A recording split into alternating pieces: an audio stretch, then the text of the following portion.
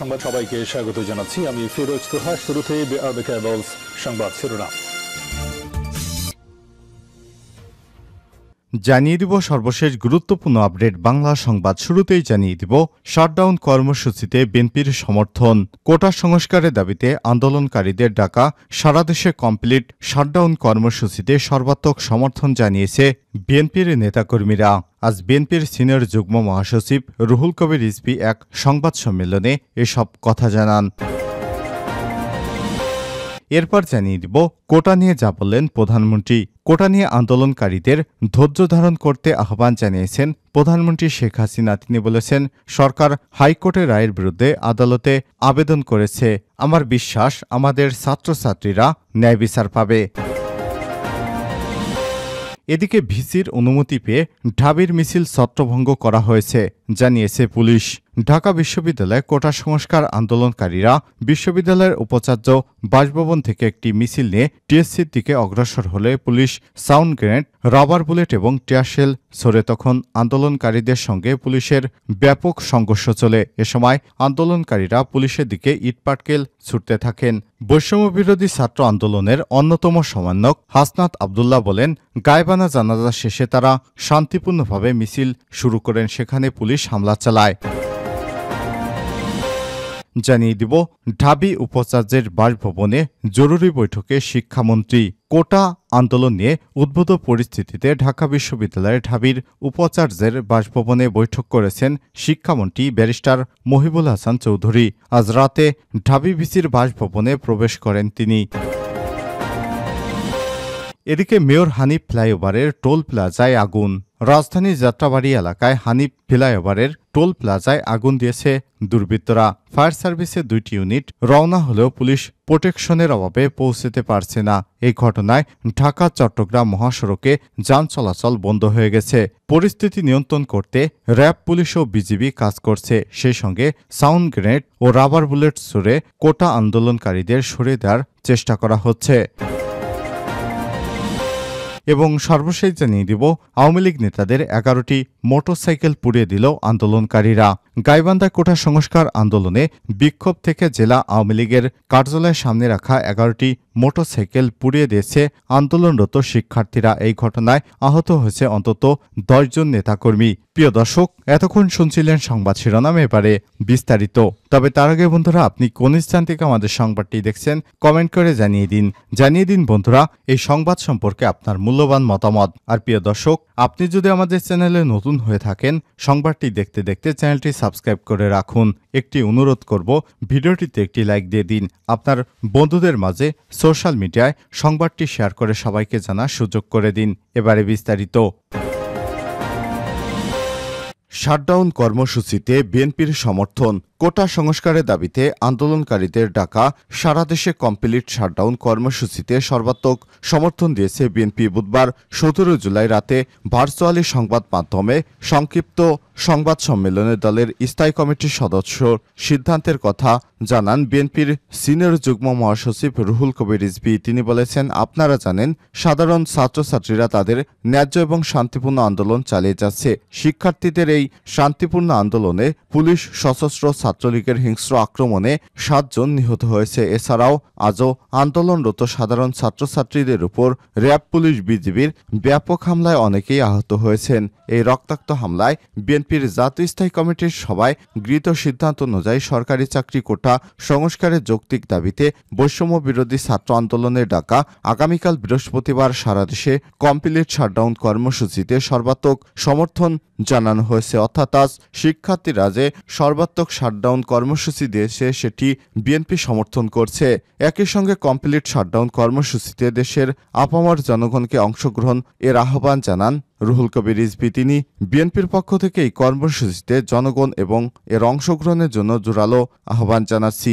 BNP যুগপৎ আন্দোলনের শরিক জোট এবং দলগুলোর সঙ্গে গত 6 দিন ধরে ধারাবাহিক বৈঠকের পরে বুধবার এই কর্মসূচি ঘোষণা হলো। কোটা নিয়ে যা বললেন প্রধানমন্ত্রী। কোটা আন্দোলনকারীদের ধৈর্য ধারণ করার আহ্বান জানিয়েছেন প্রধানমন্ত্রী শেখ হাসিনা। তিনি বলেছেন, সরকার হাইকোর্টের রায়ের বিরুদ্ধে আদালতে আবেদন করেছে। আমার বিশ্বাস, আমাদের শিক্ষার্থীরা আদালত থেকে ন্যায় বিচার পাবে। বুধবার 17 জুলাই সন্ধ্যা 7:30টার দিকে জাতির উদ্দেশ্যে দেয়া ভাষণে প্রধানমন্ত্রী এসব কথা বলেন। শেখ হাসিনা বলেন, প্রধানমন্ত্রী এ ভাষণ বাংলাদেশ টেলিকমিউনিকেশন এবং বাংলাদেশ বেতার একযোগে সম্প্রচার করছে। এ সময় তিনি বলেন, এখানে আইনি প্রক্রিয়ার মাধ্যমে সমস্যা সমাধানের সুযোগ আছে। এমন অবস্থায় রাস্তায় আন্দোলন করে দুষ্কৃতকারীদের সুযোগ করে দেবেন না। ভাষণে প্রধানমন্ত্রী বলেন, সরকার হাইকোর্টের রায়ের বিরুদ্ধে আদালতে আবেদন করেছে। এখানে আইনি প্রক্রিয়ার মাধ্যমে সমস্যা সমাধানের সুযোগ আছে। আমার বিশ্বাস, আমাদের শিক্ষার্থীরা আদালত থেকে ন্যায় বিচার পাবেন। এমন অবস্থায় রাস্তায় আন্দোলন করে দুষ্কৃতকারীদের সুযোগ করে দেবে না।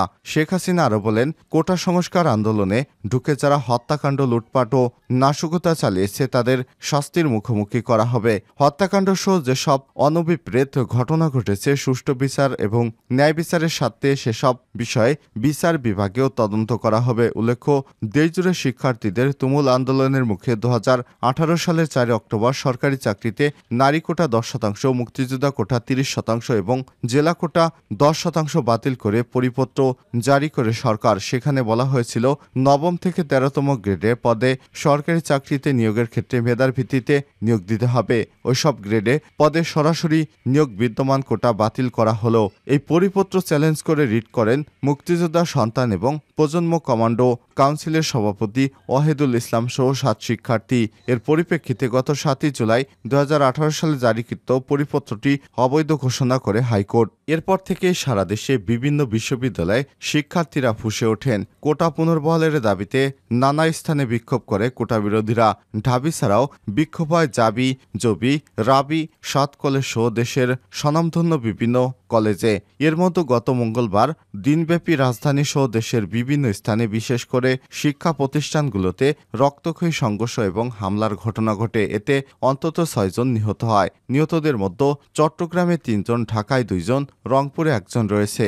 এদিকে পরিস্থিতির যেন আরও অবনতি না হয় সেজন্য দেশের সব বিশ্ববিদ্যালয় অনির্দিষ্টকালের জন্য বন্ধ ঘোষণা করা হয়। মঙ্গলবার রাতে দেশের সব বিশ্ববিদ্যালয়ের শিক্ষাক্রম পরবর্তী নির্দেশ না দেওয়া পর্যন্ত বন্ধ রাখার নির্দেশ দিতে উপাচার্যদের চিঠি দেয় বিশ্ববিদ্যালয় মঞ্জুরি কমিশন ইউজিসি। পাশাপাশি সব আবাসিক শিক্ষার্থীদের হল ছাড়তে নির্দেশ দেওয়া হয়। তবে কর্তৃপক্ষের নির্দেশ প্রত্যাখ্যান করে আন্দোলনকারীরা। এ নিয়ে বুধবার দুপুরের পর থেকে বিভিন্ন ক্যাম্পাসে পুলিশের সঙ্গে সংঘর্ষে জড়িয়েছে আন্দোলনকারীরা। এতে বিভিন্ন ক্যাম্পাসে অনেকেই আহত হয়েছেন। ভিসির অনুমতি পেয়ে ঢাবির মিছিলে ছত্রভঙ্গ করা হয়েছে বলছে পুলিশ। ঢাকা বিশ্ববিদ্যালয়ের কোটা সংস্কার আন্দোলনকারীরা বিশ্ববিদ্যালয়ের উপাচার্য বাসভবন থেকে একটি মিছিল নিয়ে টিএসসির দিকে অগ্রসর হলে police sound grenade, rubber bullet ও টিয়ারশেল ছোড়ে। তখন আন্দোলনকারীদের সঙ্গে পুলিশের সংঘর্ষ চলে। এ সময় আন্দোলনকারীরা পুলিশের দিকে ইটপাটকেল ছুটতে থাকে। বুধবার 17 জুলাই বিকেল 4:30টার দিকে এই সংঘর্ষ শুরু হয়। বৈষম্যবিরোধী ছাত্র আন্দোলনের অন্যতম সমন্বয়ক হাসনাত আবদুল্লাহ বলেন, গায়বানা জানাজা শেষে তারা শান্তিপূর্ণভাবে মিছিল শুরু করে সেখানে পুলিশ হামলা চালায়। শিক্ষার্থীদের মিছিলে হামলা চালানোর বিষয়ে জানতে চাইলে ঢাকা মহানগর পুলিশ ডিএমপি যুগ্ম কমিশনার সুদীপ কুমার চক্রবর্তী বলেন, ভিসির বাসভবন এবং আশেপাশে নিরাপত্তার স্বার্থে ভিসির অনুমতি নিয়ে আন্দোলনকারীদের মিছিলে ছত্রভঙ্গ করা হয়েছে। ঘটনাস্থলে পুলিশের ছোড়া রাবার বুলেটে এক শিক্ষার্থী আহত হয়েছেন। ওই শিক্ষার্থীর নাম আব্দুল মান্নান মাসুদ। তিনি স্যার এফ রহমান হলের শিক্ষার্থী বলে জানা গেছে। শিক্ষার্থীরা মাস্টারদা সূর্য সেন হলের সামনে অবস্থান নিয়ে আরও বিপুল সংখ্যক পুলিশ ও উপাচার্যের বাসভবনের কাছে অবস্থান নিয়েছে। ঢাবি উপাচার্যদের বাসভবনে জরুরি বৈঠকে শিক্ষামন্ত্রী।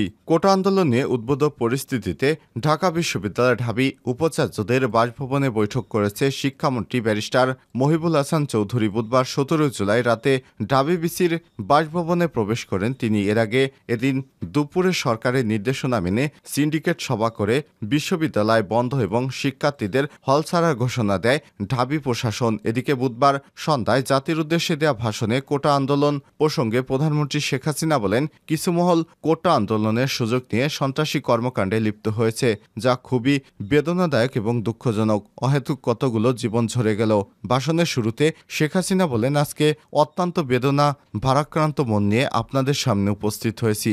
লাখো শহীদের রক্তের বিনিময়ে অর্জিত বাংলাদেশ জনগণের আর্থসামাজিক উন্নয়নের জন্য নিরলসভাবে পরিশ্রম করে যাচ্ছে। মানুষের মৌলিক চাহিদা পূরণ করতে অন্ন, বস্ত্র, বাসস্থান, চিকিৎসা, শিক্ষা সহ যাবতীয় সবকিছুর ব্যবস্থা করে জনগণকে উন্নত জীবনযাত্রা দিতে শুরু করেছি। অনেক সাফল্য অর্জন করেছি। আমাদেরকে বিশ্ব দরবারে একটা মর্যাদার আসনে আসীন করতে সক্ষম হয়েছি। তারপর আমাদের অনেক দূরে যেতে হবে। এ সময় তিনি বলেন, 2018 সালে ছাত্র আন্দোলনের পরিপ্রেক্ষিতে সরকারি চাকরিতে কোটা প্রথা বাতিল করে একটা পরিপত্র জারি করে সরকার। পরবর্তীতে মুক্তিযোদ্ধাদের পক্ষে উচ্চ আদালত 2018 সালে জারি করা সরকারি পরিপত্র বাতিল করে দেয়। সরকারের পক্ষ থেকে পরিপত্র বহাল রাখার জন্য সর্বোচ্চ আদালতে আপিল করা হয়। আদালত শুনানির দিন ধার্য করেন। এ সময় ছাত্ররা কোটা বাতিলের দাবিতে আরও আন্দোলন শুরু করে। এ সময় আন্দোলনের শুরু থেকে সরকার যথেষ্ট ধৈর্য ও সহনশীল প্রদর্শন করেছে। এ সময় তিনি আরো বলেন, আন্দোলনকারীদের নিরাপত্তা নিশ্চিত করার ক্ষেত্রে পুলিশ সহযোগিতা করেছে। রাষ্ট্রপতির কাছে যখন আন্দোলনকারীরা স্মারকলিপি প্রদানের ইচ্ছে পোষণ করে, সেক্ষেত্রে তাদের সুযোগ করে দেওয়া হয়, নিরাপত্তার ব্যবস্থা নেওয়া হয়। আন্দোলনে নিহত ব্যক্তিদের স্মরণ করে শেখ হাসিনা বলেন, যারা হত্যাকাণ্ডের শিকার হয়েছেন তাদের পরিবারের জন্য জীবন জীবিকা নির্বাহের জন্য যা যা করা দরকার আমি তা করব। যারা মৃত্যুবরণ করেছেন তাদের আত্মার মাগফিরাত কামনা করছি। পরিবারের সদস্যদের প্রতি গভীর সমবেদনা জানাচ্ছি। আমি প্রতিটি হত্যাকাণ্ডের নিন্দা জানাই। যে সকল ঘটনা ঘটেছে তা কখনোই কাম্য ছিল না।